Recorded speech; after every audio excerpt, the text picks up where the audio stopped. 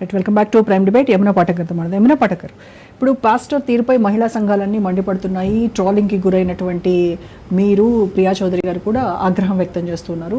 మరి ఆవిడైతే case file చేయడానికి నేను అన్నానుగా మన కేసు ఫైల్ చేస్తాం. సో మీరేం చేయబోతున్నారు?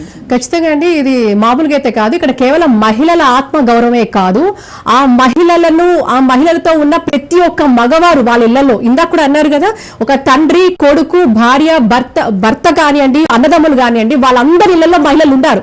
కాబట్టి ఇదేదో కేవలం మహిళల ఆత్మ గౌరవం దెబ్బతీసినట్టు కాదు, మహిళలదే కాదు, యావత్ సమాజంలో ఉన్న ఈ యొక్క ఫ్యాబ్రిక్, సోషల్ ఫ్యాబ్రిక్ మనకు ఎంత ఇంపార్టెంటో తెలుసు. ఒక కుటుంబ వ్యవస్థలో ఒక వ్యవస్థనే అతను కించపరిచాడు. ఇతన్ని ఊరికే వదిలిపెట్టేది లేదు. నేను ఒకటి పవన్ కళ్యాణ్ గారు నిజంగా అపీల్ చేస్తున్నాను, ఒక సనాతన ధర్మాన్ని ఈ రోజు నిజంగా ఒక స్ట్రాంగ్ వాయిస్ తో దేశంలో వారు ముందుకు తీసుకెళ్తున్నారు. అలాంటి వ్యక్తి ఉన్న రాష్ట్రంలో ఇది జరిగింది. కాబట్టి తప్పకుండా పవన్ కళ్యాణ్ గారు దీన్ని తప్పకుండా సీరియస్ గా తీసుకోవాలి, స్పందించాలి. అలాగే ముఖ్యమంత్రి చంద్రబాబు నాయుడు గారు కూడా మహిళలకు చాలా ప్రాధాన్యం ఇచ్చే వ్యక్తి, మరి వారు కూడా దీనికి స్పందించాలి. అండ్ అన్నిటికీ అతీతంగా ఎందాక అనుకుంటున్నాం మన బతుకమ్మ అనేది మనకు పూర్తిగా పువ్వుల పండగే చేసుకుంటాం. అసలు పువ్వులు పెట్టుకోకపోతే అశుభం అండి, శుభానికి సూచన పువ్వులు. అలాంటి అశుభాన్ని ప్రేరేపిస్తున్నాడు సమాజంలో ఆ వ్యక్తి. అండ్ ఇంకొకటి, ఇతని టోటల్ గా కూడా ఒక ఫానటిక్, ఇతని ఒక ఫానటిక్ బిహేవియర్, అంటే ఒక ఎక్స్ట్రీమ్ బిహేవియర్.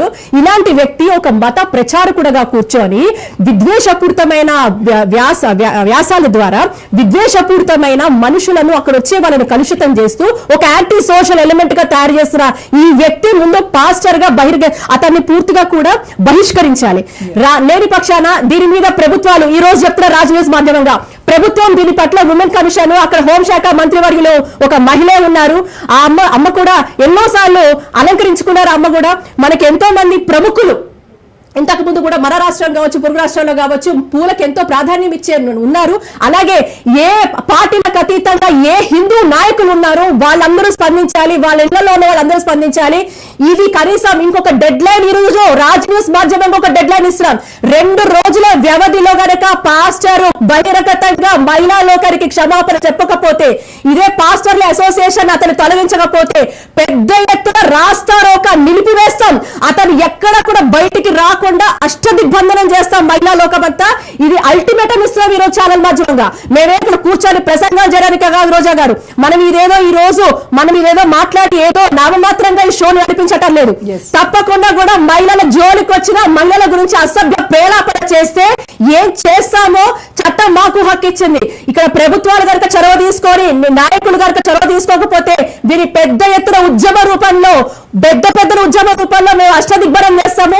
ఈ యొక్క పాస్టర్ బయటకు ఎట్లా వెళ్తారో చూస్తాము. తప్పకుండా కూడా అతను బహిర్గతంగా క్షమాపణ చెప్పాలి. సో మీ వార్నింగ్ కి నేను ఇంకొకటి కూడా యాడ్ చేస్తాను. చెప్పండి. రాజ్ న్యూస్ ఖచ్చితంగా చిలకలూరిపేట వెళ్తుంది, అక్కడే మనం బహిరంగ వేదిక పైన మాట్లాడదాము. రాస్తారోకో చేస్తాం, మామూలుగా మహిళలు కూడా మనం ఒకటి విషయం చెప్పాలి, ఓటు బ్యాంక్ రాజకీయాలు చెయ్యొద్దు. ఇది మహిళా లోకం మొత్తానికి కూడా అతను చేసినటువంటి అవమానం వాళ్ళే ఒప్పుకున్నారు. ఇంకొకటండి, రాజకీయ ఇప్పుడు ఎలక్షన్ వస్తే కూడా మీరు చూడండి, ఓటు శాతం మీరు చూస్తే అత్యధిక సంఖ్యలో ఓట్లేసే వాళ్ళు మహిళలు ఓట్లేస్తారు. అలాంటి మహిళలను మీరు ఈ రోజు మీరు కించపరుస్తున్నారు. మహిళలు జోలికి వస్తే రాజ్యాలే కూలిపోయాయి.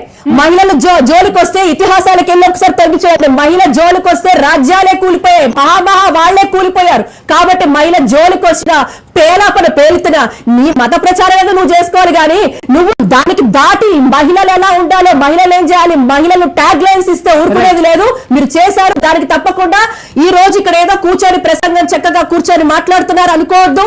మేము వస్తున్నాం అక్కడికి.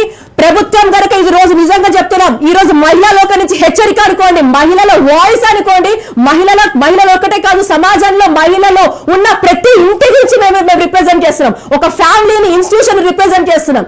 ఆ ఇన్స్టిట్యూషన్ తరఫు నుంచే చెప్తున్నాం, ఈ రోజు సభ్య సమాజంలో దిగజారిపోయిన ఇలాంటి కార్యక్రమాలు చేస్తే మీ అంతు చూస్తాము. చట్టపరంగా మేము చేస్తాము, యాక్షన్ తీసుకుంటాము. తప్పకుండా కూడా సుమోటగా తీసుకోవాలి, తన మీద కేసులు ఫైన్ అవ్వాలి. ప్రతి ఇళ్లలోంచి భర్తలు, ప్రతి ఒక్క మగవాళ్ళు, ఆడవాళ్ళు బయటకు రండి, వీడి మీద కేసులు వేయండి. ఫస్ట్ చట్టపరంగా కూడా వీడి మీద కేసులు వేయండి. చట్టపరంగా వీడికి ఆ లీగల్ భాష వాడికి ఆన్సర్ చేస్తాము. 2 days రోజా గారు, ఓన్లీ 2 days అల్టిమేటం. ఈ రోజు ప్రభుత్వాలు స్పందించి వారి మీద యాక్షన్ తీసుకోకపోతే ఇది ప్రజా ఉద్యమంగా జరుగుతుంది. మహిళా ఉద్యమమే కాదు, ప్రజా ఉద్యమంగా కూడా మీరు తప్పకుండా చూస్తారు.